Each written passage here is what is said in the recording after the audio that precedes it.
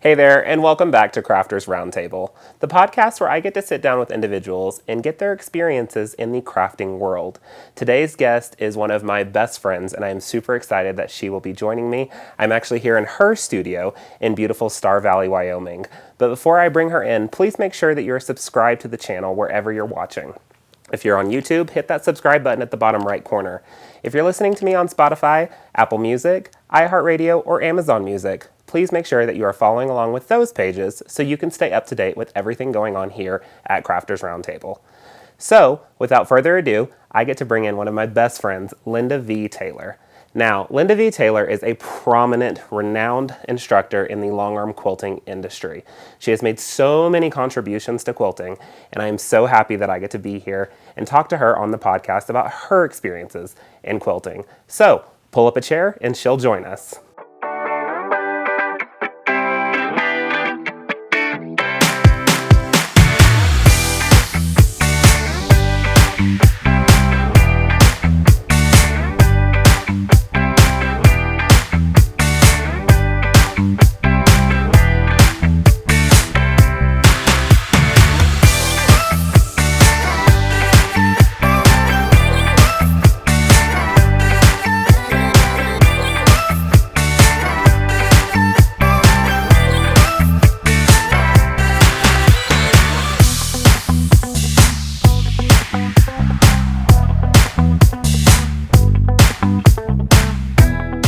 Linda, welcome to the podcast. Oh, you're so welcome. I'm so happy to be here. I live here. You live here? Yes. I'm in your studio. I'm happy for you to be here. I think this is fun. This is kind of like a full circle moment. I grew up being on your show, and now you get to step in and sit on my show. I love it. This is fun. Mm-hmm. For those of you that don't know, Linda and I go way back. Yeah. Way back. Mm-hmm. I started coming into your store when my mom worked there at Linda's when she got the job. It was, I was 5?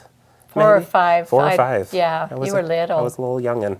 Yeah. And my first job was dusting the longarm machines. Yes, underneath because you could reach them, and I couldn't.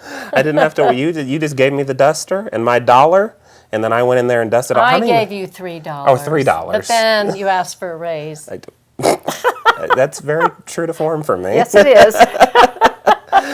But I was able to. How many machines did you have there at the time? 8. So it was a lot of work. A lot of tables. Mm-hmm. Yeah, so you got to get in there, grab the duster, and clean all the dust out of all the little nooks and crannies. Yeah. And it was so much fun when you weren't having class, because I couldn't be dusting while the machines were running. Right. But so much fun. And now you have just gone crazy with your career ever since then. You got to teach all over the place. You've been in so many different shows, and we're going to get to all of that here later. But it's just so exciting to be here with you, so thank you for having me. Thank you. This is good. So I want to talk about you. I classify you, and my mom classifies you as the pioneer of the longarm quilting industry. I want to talk to you about how did you come into the quilting industry? How did you get into longarming? Where was that kind of start where you were like, I want to do this? Well, I never really said I want to do this. Okay.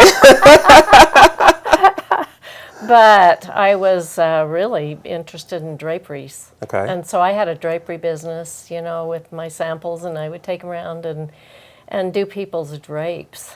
And I loved that creativity because they were just so fun. But every time I did a bedroom, they wanted me to do a quilt to match their drape in their bedroom. Right. So I would tape it down to the floor, the lining, and then I would pin, get the batting. It was real thick, that thick batting, because it had to be comforter had to be looking. Poofy. Yes, of course, yes. And so, and then the top and safety pin it, and I was doing that on my domestic machine. Oh my goodness. And I had to put card tables out. Really? Had to make expand out the table, basically. You just felt like you'd wrestled, an elephant or something, but when you got through, my arms would ache. So that's kind of what I was into when somebody just called and said that they were getting married. Okay. Somebody had given them beautiful fabric for their drapes and their bedspread. Now that's quite a nice gift. Right. But it needed to be made up. And she said, I've heard you've done such beautiful work on those bedspreads, and so you must have a quilting machine. And that literally is the first time, 1993, that I ever heard those two words together. Quilting machine. And I'm just like, I'm trying to imagine what that machine was like, because all I had to reference was my domestic machine. Right. So, and she said she'd seen him at the Dallas State Fair, which is the biggest state fair in the world. Right. And it was coming up, so You made a trip over to the state fair. I sure did, and that was the longest I'd ever driven by myself. And I was not from a metroplex, so the traffic and everything, you know, I'm just like, here's my map and here's this. Somebody told me to stay in the left lane till I needed to get over. It was like I found the state fair, and then getting there was a whole new experience for me as well. And then finding, you know, the building, kept talking to people, and they're just like, Finally somebody said, oh, you need the arts building. Okay. You know? So I went over there, and I found them. And I just stood there, and I can honestly tell you, I felt like I had been struck by lightning right into the floor. I could not move. I was in shock. Yeah. And a gentleman came over, and he said, would you like to try the machine? I mean, he's like, Right. can I help It's you? like, everything good? I said, no, just bring it to my house, and I'll figure it out. Okay. Yeah, that plus all the way there I thought, if it's $1,000, it doesn't even matter. Somehow I will find that money. Somehow I will. Yeah. And then, of course, when he dropped it was $7,000. A little bit more than 1,000. Yeah. I'm like, when will you cash the check? Can I post date well, this? the state fair is 28 days long, and I was there on the first day, you know. So I'm like, okay, I wrote a check, and for money I didn't have, never done that before, ever. But he promised he wouldn't cash it until I got home. And it was Mr. Gamble. Yeah. Yeah, and that just kind of started all off. I got, you know, I found that money. You made it work. I called everybody I knew. And I had two people. My sister loaned me everything she had in her savings, $3,000. She was going through a terrible divorce, you know, and she said, I know you can do this. I believe in you. And then I went to the bank, and the lady there wasn't impressed with my Subaru as collateral, really. It was a very old one. And she said, is this all you have? And I'm going, this is all I have. And she goes, you know what? I'm going to give you this loan because I believe in you. Really? And that's all it took. Wow. And the ideas just flowed from there, flowed. I've never run out of ideas. Yeah. So all this time that I've known you, I had no idea that was the initial story of how it happened. Well, I knew you went to the state fair, and I knew you've told me before that you were struck by lightning looking at it. But, you know, getting, you know, all these people to kind of corral around you to say, I believe in you, you can do this, here you go for it. I just needed some people to believe as much as I believed. Right. And I really did. That's incredible. Yeah. So, I'm just at a loss I had it in for my words. living room. I had to put it in my, you know, and then calling your husband and telling him. And he was in Wyoming. Oh, really? Yeah, he was up here with his brother. And so I'm like, guess what? I did a thing. First I sat on the bed and I said, if he says this, I'll say this. If he says this, I'll say... I had my notes ready. Have a little flow chart. Yes. And he didn't say any of it. He just said, how are you going to pay for it and where are you going to put it? He believed in me too. It's incredible. Yeah. That's the best when you have those people that believe in you to do it. It makes it even more fun to do. And I believe that you could clean those machines. You did. You did. I did. You did. And I did it. And you did. I did it. I also want to talk about when you started with this long arm, you kind of just went for it. And you started with the non-stitch regulated. That was all that was available. A constant machine at the time. Mm-hmm. How have you seen the industry evolve ever since you started with that first machine? Kind of talk us through what it's looked like from day one. Well, of course, there were only 3 patterns that came with the machine. Okay. You know? And working on the front of the machine was unheard of. Yeah. But the machine was set at a certain thing, you know, when Mr. Gummel showed me how to do that pantograph. Right. And so I never changed the speed. I figured that's manufacturer's. No, That's a I never suggestion. changed It's staying it. there. No, and so it really was the first person that heard that I did quilts with those 3 patterns. Yeah. Yeah. And she came and she brought me this quilt. She says, I was hoping you could do a line here and then do a pattern in here. And I had I wasn't in the quilt industry. It wasn't Irish chain. Right. Okay, now everybody knows what that meant. Yeah. And I just said yes. I said yes to everything, Corey. I never said no. It wasn't in my vocabulary. Yeah. I would figure it out. I didn't care how long it took me. I figured it out. So I'd go to the front, no ruler, nothing, just at that speed, which was that 80. one setting speed? Yeah, it was 0 to 100. It was at 80. Oh my goodness. And then the design, I just made up a design and put it in, and she loved it. Yeah. Then she told the quilt store at the Quilt Depot. And then one thing happened, and it kept rolling and rolling and rolling and rolling. Just went from there. It just went from there. I love that. And I paid for my machine in 6 months. And I'm telling you, I was looking for 1,000. I never even thought I could get that from business. But I put my cards out. You remember, I was in Comforters. Correct. I put my cards out to all the designer places that did that. Yeah. And they said, well, we send ours off to Louisiana, but now you have one here, we won't have to. And then boom. So I had a lot of comforter business, and that was outlining. Okay. You just go along, find the right outline around the flowers and stuff, and then Just doing that from the front of the machine. No need for pantograph work. No. So your machine came with those original 3 patterns, those 3 designs. Where and when did you say, I need more, I'm going to design my own? After that Irish chain. After that Irish chain. Yeah, and Stars and Loops was my very first one, because I thought, I can actually do circles here. And once I got on the front of the machine, I was like, this is so fun. Yeah. So it was just plain, and more quilts came in, different designs. And I'm sure I lost my shirt there in the beginning because of the, how much time I would take. Right. But that was my learning curve. Well, you have to start somewhere. You got to figure out where you go. Right. So when you were coming up with those designs, were you just sketching them kind of on 8.5 by 11 sheets of paper and taping them together to make them work for your edge to edge? And the designs I would still put on the back. I figured out how to move your machine so you know where you're going to put it, and then put it on the back to do a block pattern. Well, because this was before. There were never block patterns. No. Yeah, there were no block. No. It was just pantographs, and they were those big ones. Big open loops. Yes. Now, did your first machine have a laser light with it, or how did you? No, it had a stylus. Okay. It had the stylus. Okay.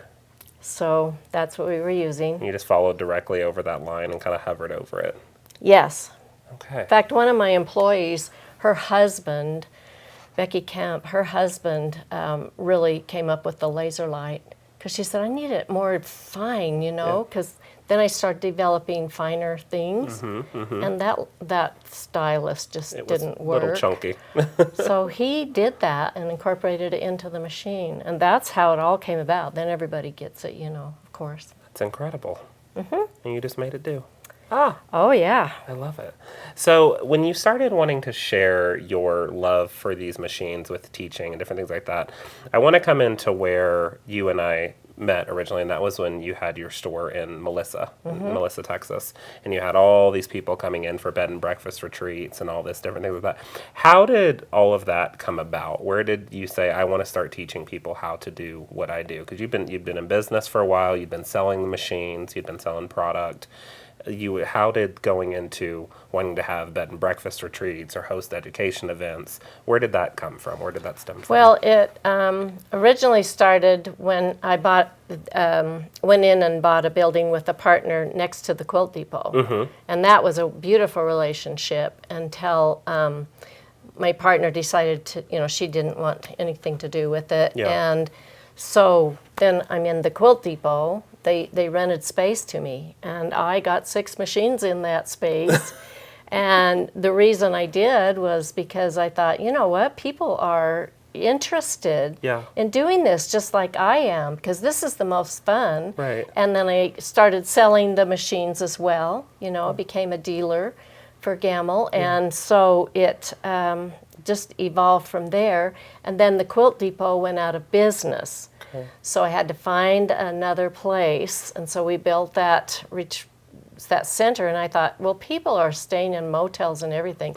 Then it was really starting to take off, and people understood that they could come and take lessons and learn how to use them, and those people are still around, and they're still happy, and they're still quilting. But so then when we built that building, we thought, well, let's just build a place where they can stay, because they'll have so much fun. Oh, of course. All staying Quilting together. at midnight. They never quit. You know. So that's how that came about. And then you just started developing. That more was and more. over, from 93. We built that in 2000. Okay.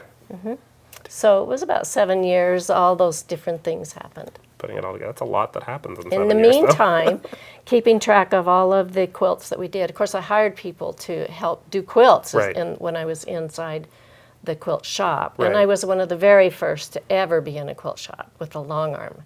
That was unheard of. Yeah. Yeah, of course, it's common now. Right. It's a wonderful marriage, of course. It works perfectly. Yeah. So, and speaking of excitement and fun thoughts, you drafted a book and published a book that is one of my favorite books still to this day. It's called The Ultimate Guide to Longarm Machine Quilting, Longarm Quilting. And that book sold tons and tons and tons of copies. And I loved that you were able to provide this education book format, because this was before YouTube. This was before all this online content. And it was giving people the ability to learn at home in their studio that if they couldn't make it out to Melissa, to your place. How long and what was the thought process, and how did all of that come together where you said, I want to sit down and write a book to give people everything in my head in one big spot? Well, some of the quilt shows, and I mean longarm quilt shows, Yeah. they kind of started, and MQS Machine Quilter Showcase was actually, they started in Illinois or Missouri, and then they went to Illinois, Springfield. Right. Okay, so, and then I started doing, my husband said we should do videos, and real videos, like the cassettes. And so, of course, you do everything you can with family. So my nephew, was into filming, so he came and we filmed the first 3 classes that I gave. And then they started going out, and the more shows I went to, then the more people that would come, they wanted to take classes with me, Right. And hands-on. There weren't hands-on classes. Right. They were just demo classes. Right. So that's kind of how that started, and it just took off. I mean, it was.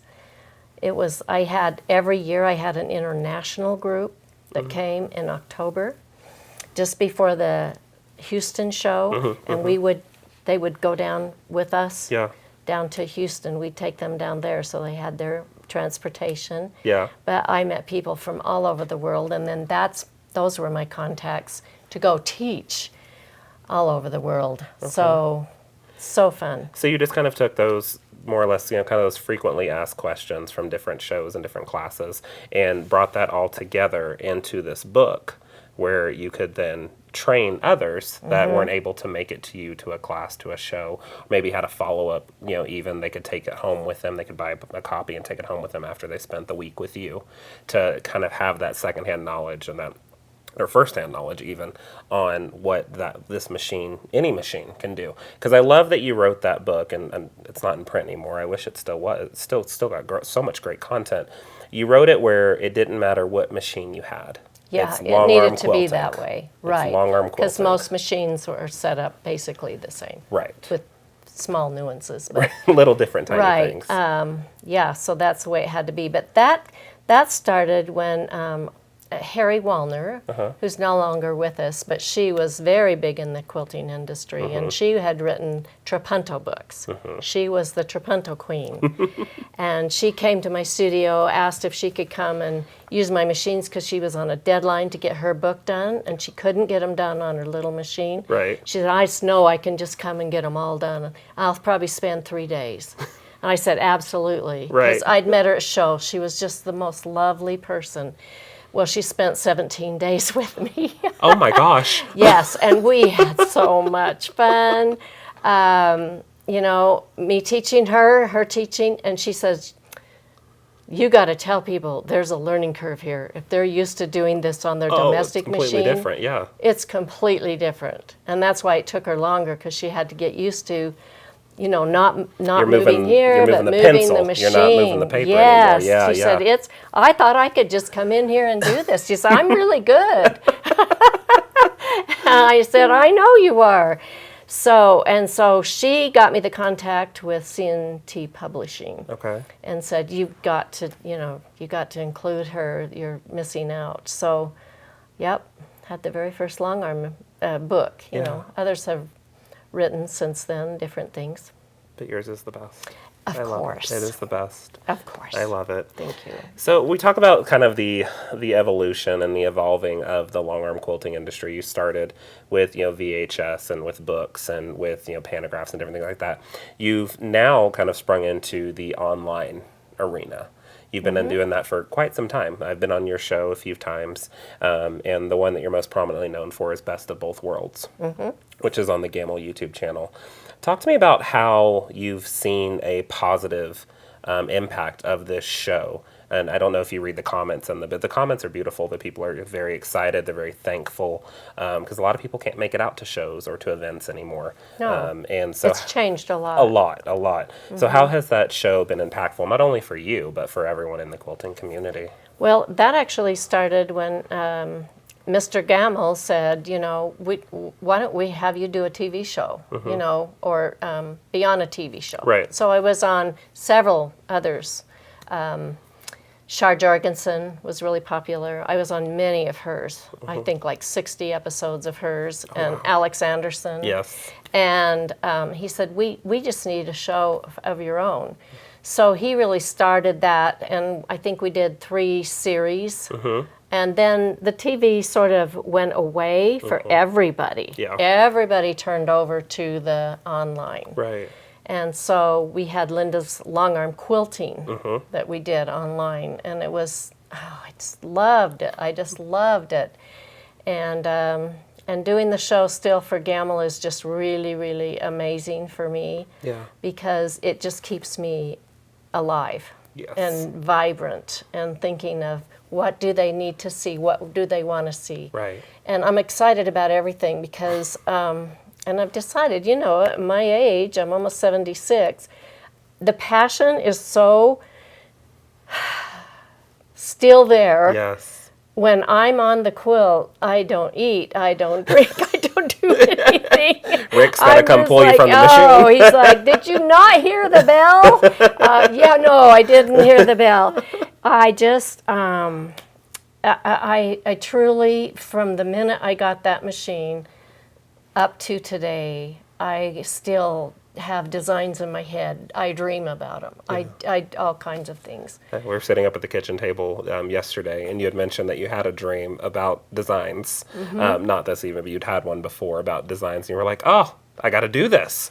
And then you ran down to the machine and you started working and working and working and working. And that's just, you can see that passion just kind of come out from you, even just sitting here and chatting with you. I've known you for forever, but anyone watching, you can just see how excited you are about quilting. And I think that's what makes it so much fun for people to learn from you, is that they see your excitement. They start to feel excited. They feel confident. They feel that they can do it. Because your famous tagline is, if I can do it, you can do it. Yes, yes. Because I'm not my brother's an artist, but I'm not. A stick figure is all I can draw. But when I get on the machine, other things happen in this head. It just starts to move. And those feathers, whoa, they're They're just everywhere. They're wonderful. Yeah. They're incredible. Yeah, that book, I just turned those pages and, there's still more to come. So speaking of memorable things, you've had the book, the TV show, so many different things have happened, the online thing. Let's talk about memorable projects. You've been a part of so many different quilts throughout your entire career, very extensive quilting career. What is one of your most memorable quilting projects that you worked on? Something that really stood out to you that kind of maybe defined your whole quilting moment? I have a few in my mind that I know that you've done, but I'd like to hear which one yours is. Well, I do. That's really, it's hard to pick. Yeah. But there's, like this one behind us. Birds of Paradise, you gotta my go with favorite. this one. Because Sherry Meineke Johnson, this is funny because, like she came in, she's like, I got to sign up for lessons because my mother's getting me into this. Okay. And she's bought a machine, and so now I'm going to use her machine to do this. So she came. She left at noon and never came back. Oh. The first day, she signed up for 3 days, and I called and I said, Sherry, are you okay? Right. I thought she got sick or something. And she goes, no, I've decided that's not for me. I just want to applique. So that's what she did. Just left at noon. Yeah, so we started with just let's be partners and let's just, well, of course, I did a couple of quilts for her first. Right. And they did, we got a first place in Paducah, actually, with the first quilt that I ever did for her. She was an amazing designer. She is. She still is, yeah. Oh, she's incredible. Her brain just, the way it works. Amazing. Yeah. And so then it just evolved into that. Yeah. And so she'd say, I have another quilt. And I go, okay, bring it. And I was entered into a lot of quilt shows. In the beginning, the quilt shows did not want to put the quilter's name on, just the piecer. So there was a big fight about all of that. Well, first of all, it's machine quilting. You're cheating. That was a whole other thing. Okay, so we got through that finally. And then, then it's like, no, we can't put two people in the quilt show. Honest. Yeah, no, I remember you telling me years about this. ago. Yeah, it's crazy. That's the way it was. But my quilts really were winning, and I didn't even get a snippet of the ribbon. Nothing. Not even a little piece of it. No. But she said, no, we'll split it, and everything. So it was wonderful. Yeah. And so I started doing quilts, and she brought this one in, and you have to imagine it, try to imagine just mostly black with a few splatters of color on it. Okay. She opened this quilt, and she said, I don't have a name for this one. Her husband named a lot of our quilts. He was really good about it. Yeah. And she said, he doesn't have an idea. And I said, it's Birds of Paradise. Because I saw those birds.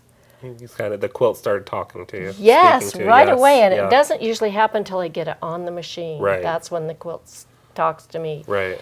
But I saw that. And then, as I started quilting this, and this has jean stitch, that heavy 90. That really heavy thread, yeah. It has the metallic. It has every kind of thread. I threw everything at it with the kitchen sink. And in fact, there's a part here that looks like it's variegated. We didn't have variegated thread then. Oh. This is just one color over another. And I was like, they should make this for us. So I had to talk to the thread manufacturers. To get these things. I had so much fun at market going around telling people what they needed to do for us. This is what you're going to do. And they're like, oh, there's not a market there. Oh, there will I'll be. find you a market, trust me. Yes. So as that started, it's a blue backing, beautiful, hand-dyed. And as it came across, because of the colors of the thread, neon orange, neon green, blue jean stitch, as it turned over, I nearly had a heart attack. I had to call Sherry, and she lived out in Grapevine. Right. And she got in the car and came in, and we were just jumping up and down at the back of the quilt. Right. It was so amazing. She says, I'm putting crystals on the back. That had never happened before. Oh. She had just begun barely putting crystals on the front of the quilts. And so she put crystals on the back, and it was the first the first one, that they had to actually move it so that they could take the curtain down from the back. Yes. So that it could show the back of the quilt, because we kept lifting it up. And it's got beautiful crystals on the back. Yeah, And the back is so pretty. outstanding. It's so stunning. This is just a memorable quilt. It's all freehand. All freehand. You know, I didn't get a computerized machine till years later. Right. So it's just it's an incredible work of art. And the back of it, I'll put a photo in so everyone can see what the back of it looks like, because it is breathtaking. It doesn't even look like the same quilt. You take it on we the other actually side, had it's people when incredible. it won Best of Show at Dallas. Some lady came up and went, "So which side won Best of Show?" That's the We're like, well, it's the same quilt, so "How did you get two quilts there?" Really some fun comments. Yeah. You know, because they go to shows. They're not necessarily quilters even. Right, right. So they don't know, you know, is that two quilts put together? pieces of fabric sandwiched Oh, together. it was so delightful. With some batting on the inside and all the beautiful threads, and they come together. Yeah, this is by far one of my favorite quilts that you've ever done. You've done a ton of incredible ones, but this one is by far my favorite.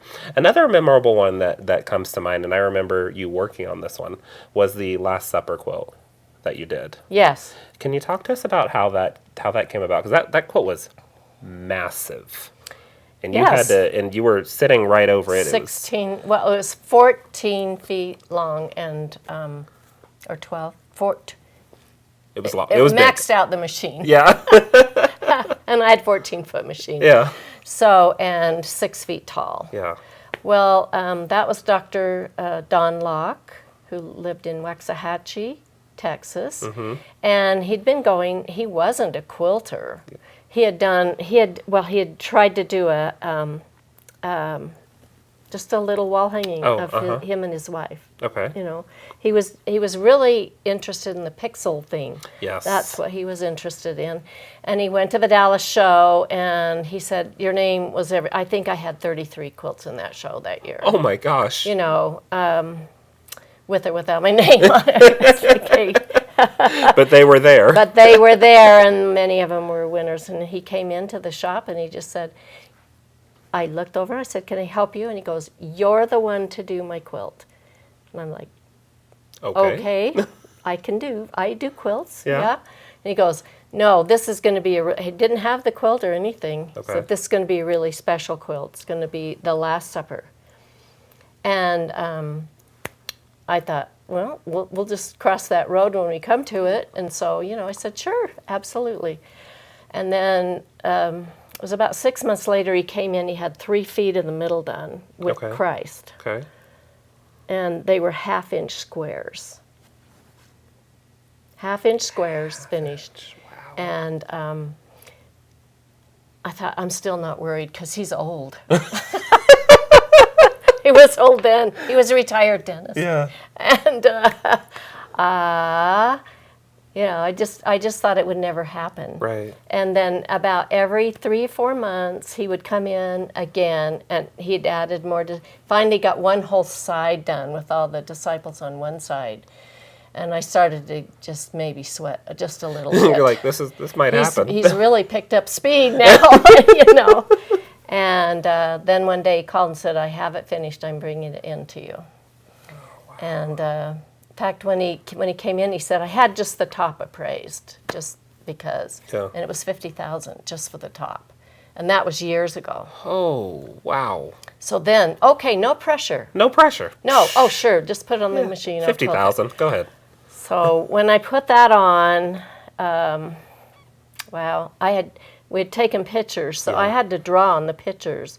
And that was probably the most artistic I've ever had to be, because if they're turned, they have, you know, muscles here. Right. And just things with the robes and creases and all kinds of things like that. Yeah. So that was very much a challenge, and I worked a lot of late nights when I wasn't as disturbed, because people would come in and see it. They'd go home and get their mother. Oh, My mom goodness. has to see this. And so we were still in the quilt depot, and it was Had a bus tour coming in every It day. took me about a month to do it, and that last week it was just a parade, constant.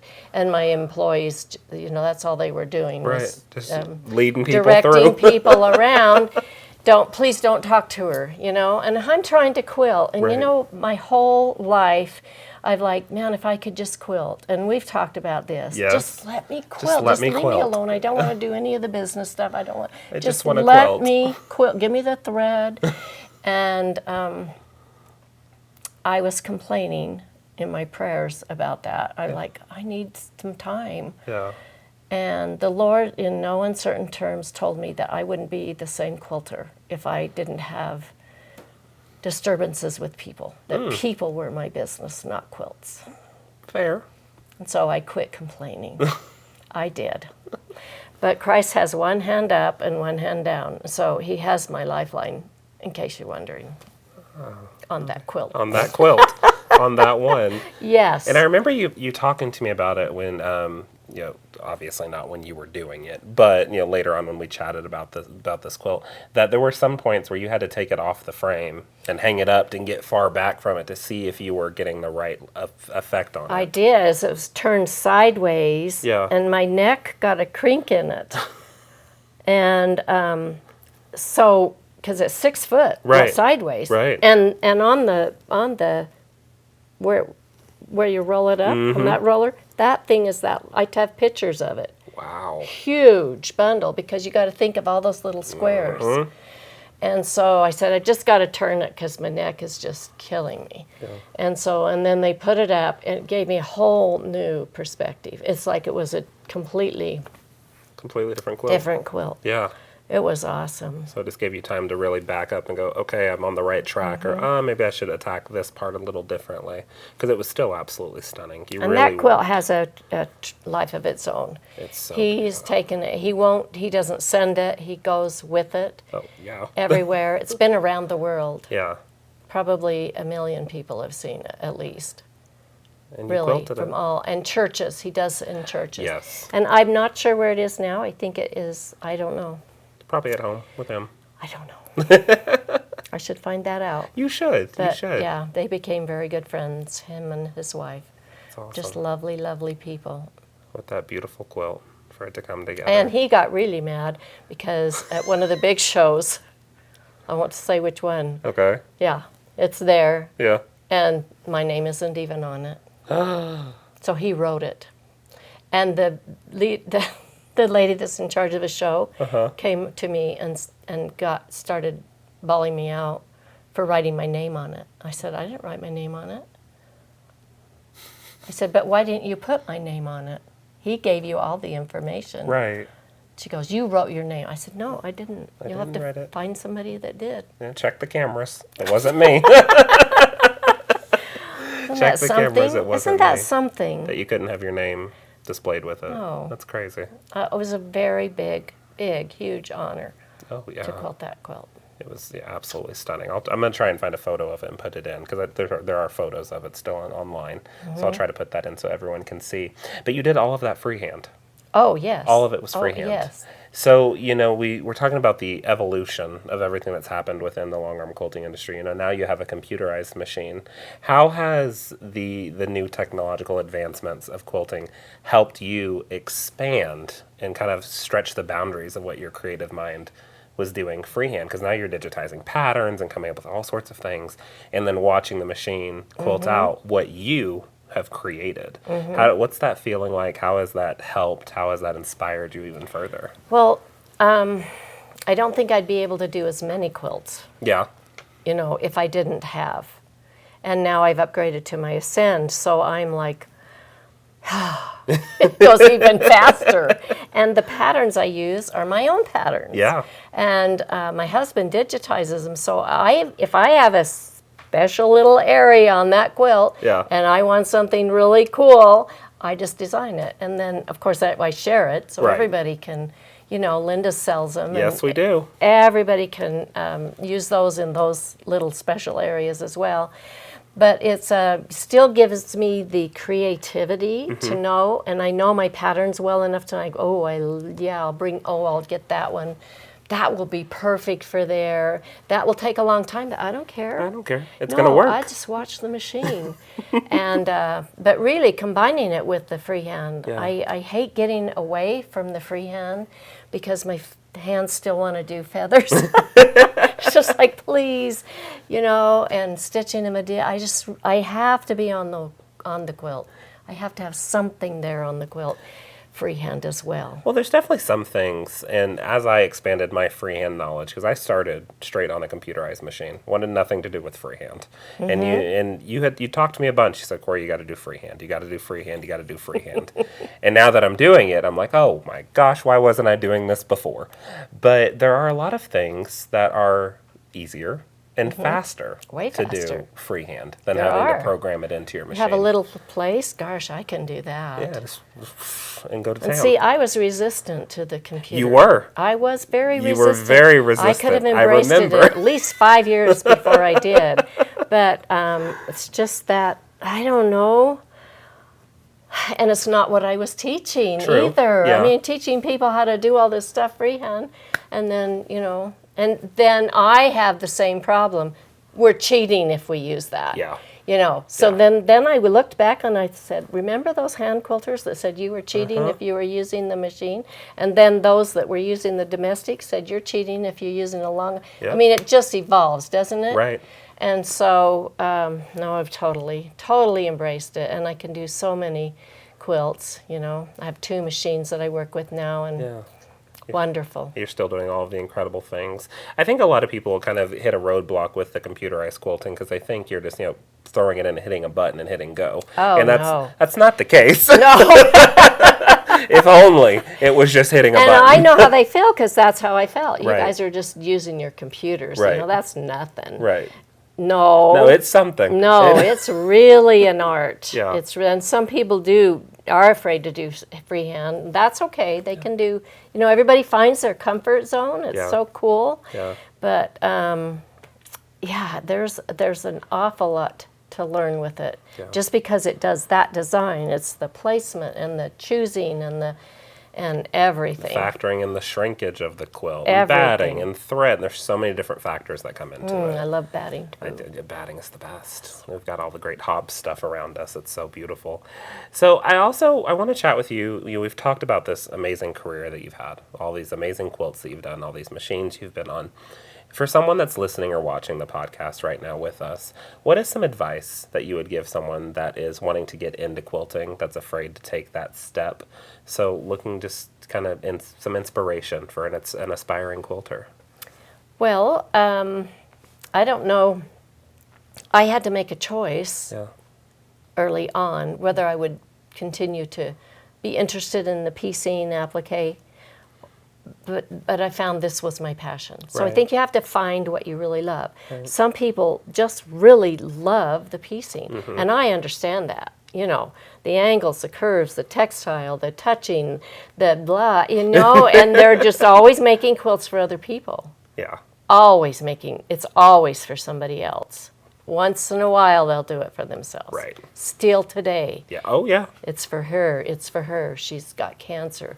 She's got the, it's just, he needed a little comfort. Little something, yeah. Yeah. So you have to maybe try some things before you find out what you want to do. And some people like to do from beginning to the very end. And I congratulate them. Me too. I really do.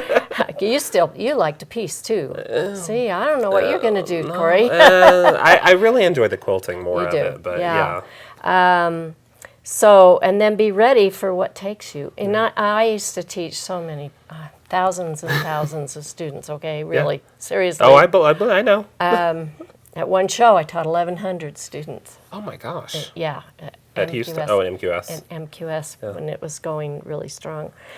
So, I teach them, and they're like, well, okay, now I've got to do all my homework. I've got to get my business license. I've got to do this. I've got to do this. And I'm like, just quilt.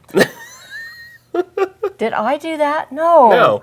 I just thought, if I can make any, I wasn't really even trying to do it as a business, just supplementing my drapes. Right. Right? I had no idea. Right. This was not my dream. Right. This wasn't the master plan. This wasn't the plan. Yeah. I've always felt like I just grabbed the tiger by the tail and I couldn't let go. Yeah. It just grew from there, and I could have gone a lot of different directions. And as you get into it, you're like, oh, I want to do picture quilts, you know, anniversaries and this and that. And so we delved in that a little bit. T-shirt quilts. You could have a whole business on T-shirt quilts. I know people do. So there's so many areas that they can go into. And do you want to be a long arm machine quilter? You know, I mean, it's an investment. Right. It's quite an investment. It is an investment. And so, but then there's a lot of people that I just want it for me, you know, and that's okay. Yeah. So you have to find the thing that is going to be the right thing. But I don't know about, and I just went for the biggest machine I could while I was there. I never even thought about, oh, I don't want that little one. No. Just give me the biggest one. You know what? Let's just do this. Just go for it. If you're going to do it, go it. Yeah, but then there's people that do their homework, and I don't want to put them down at all. No, yeah. I'm just saying, you know, you can take a long, long time when I could have done 1,000 quilts in that time. Right. Exactly. So, I don't know. I think that's great advice. It's just kind of, you know, going and finding what your passion is. And If just you're not grab passionate it. about it, you won't Right. stick with it. Just grab it and go. Yeah. And just have all the fun with it. Yep. You know, take all the classes you can, see all the different things, go to the shows, learn from different people, and you'll feel a lot better. Another thing that I think people kind of hit a roadblock with when they're wanting to get into quilting is they see something like your beautiful quilt behind us. And they're like, oh, I can never do that. I'm not going to get into this.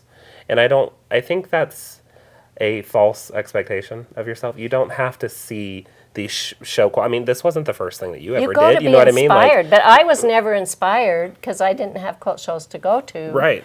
So, I mean, I just grew into it. Right. Okay? But now they do. They have a lot of quilt shows. And most people just want to do the quilt for their bed. You know? Yeah. And I was always proud to have a comforter on my bed. I did.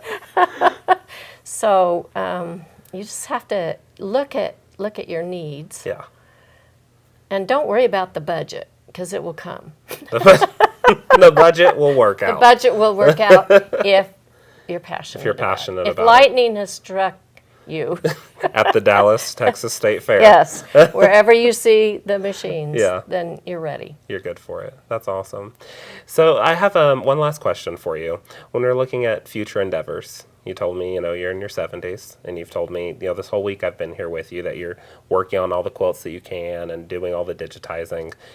Just give us a little hint, maybe a sneak peek, maybe a little secret, because we're nosy here at the table. Do you have any future endeavors for new show quilts? Any other things that are on Well, the I docket? do have a show quilt. Ooh. Yes, one more at least coming down the pike.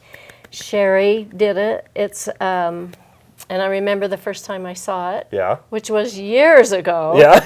And she showed it, and it was like this just struck. Yeah. This is just going to be so good. Yeah. But it took me about 3 years to finally get it on and get it, you know. Oh, it's so good, Corey. Oh, I can't I wait. wish we could show, but Oh, no, we can't. No, we can't. Because she's not ready to bind it. And she and I have always said there'll be no quilt before it's time. So we just take our time, we do what we can, and so, yeah. I don't know how many more show quilts I'll actually do, but I'm just enjoying doing quilts for people. Bring me amazing things that they've just out of their heads. Yeah. You know, and I'm in Wyoming. Yeah. But they do a lot of quilting here. Yeah, especially they do, in the winter. especially in the winter when you're snowed in. Yep. Yep. And they're just amazing piecers. Yeah. Or applique, and I'm happy That's awesome. because it's very challenging. It keeps your brain moving. Keeps your mind thinking, what am I going to put here, here, here, and here? And I'm sure your customers love it. I know And they I've love had it. I've had people from Texas and some other states Yeah. that have called that had and from Idaho have a really special quilt, you know. And I think about those sorts of things too. Yeah. I'll sometimes do them. They have to send me a picture first. Right. We'll see. We'll see how it goes. Yeah. Awesome. Well, Linda, thank you so much for joining me here at the Crafters Roundtable here in your studio in Star Valley, Wyoming. This is just an incredible honor to have you on my show. I love it so much. Thank you. You are so welcome. And for those of you that want to keep up with everything that Linda is doing, we're getting her back onto Facebook. We're trying. We're going to be doing all the things on that. I'm not very good at She's that. got I'm the sorry. Instagram. We're going to have all that stuff. We're going to get it all going for you. That way you can continue sharing all of your beautiful design inspiration. That I would love. That would be my future. That's your future Yep. endeavor. Okay. Online presence on the social media. We Yep. can make that happen. Okay. All right. So we will get all of her socials will be linked below. So make sure you go and follow Linda so you can stay up to date. We'll link also your YouTube show as well. So Okay. people that haven't seen any of those hundreds of episodes. And on I that. can watch them, and I'm amazed. I- No, it's good. no, I'm like, oh, I should. Why am I still not using that? I need to do that. I mean, it's like it's not me, you know. Right. When you watch it, it's Right. like she's really good. Okay. So Sorry. that was a perfect way. Okay. That was a good way to end it. Okay. I love that. Great. Awesome. Well, thank you all so much for joining me here at Crafters Roundtable and pulling up a chair with us. I'll see you on the next episode. Bye-bye. If I can do it, you can do it.